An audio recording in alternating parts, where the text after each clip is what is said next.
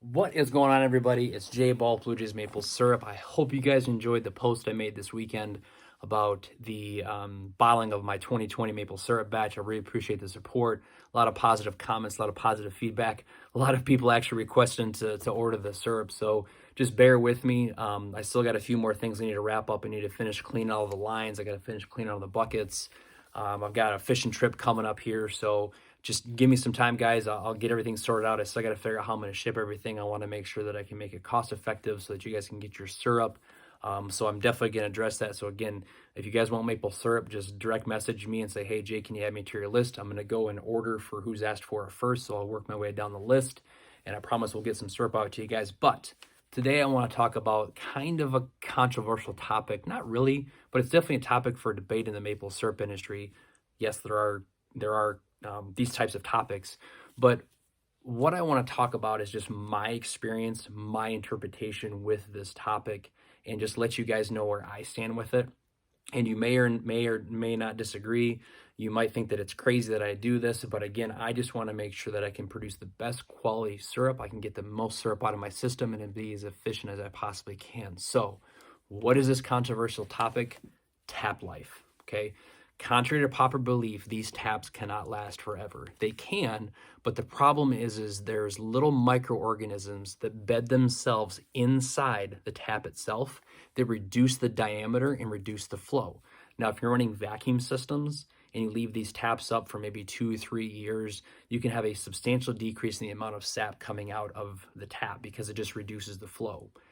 Might not be as important on gravity systems, but again, because I want to maximize the amount of syrup or the amount of sap that I get out of my taps, I typically change my taps every 2 years. Now, I've been learning how to run tubing over the last 2 to 3 years, so I'm always making new runs. Like the run I'm getting ready to talk about right now is a brand new run I made just this year.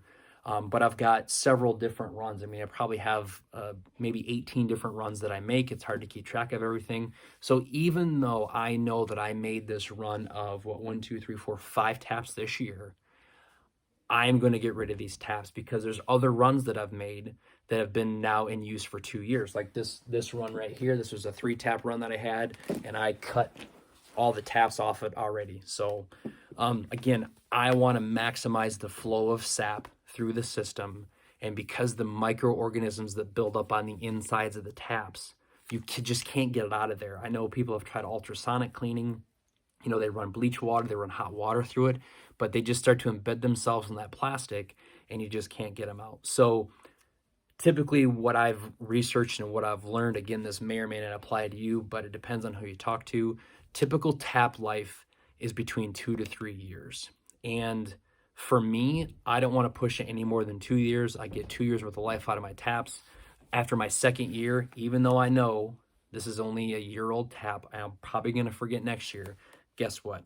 I'm going to cut all these taps off of this run, and I'm going to put brand new taps on them for next season. So this way I know next year I've got all brand new taps. In some of these longer runs, I'll just put the new tap on, but maybe some of the shorter runs, I'll wait to see if I'm going to replace some buckets.